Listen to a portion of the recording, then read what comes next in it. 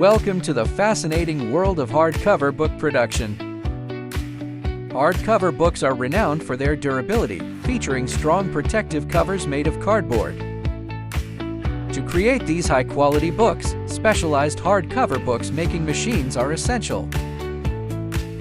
The process starts with book block making, where interior pages are sewn together for maximum strength. Next is case making, where cover materials are glued onto the front, spine, and back boards. These advanced machines ensure every component is perfectly prepped and aligned for assembly. Now we move to the book casing in machine, a crucial step in the process. Here, the spine is shaped and the book block is securely glued into its hardcover case.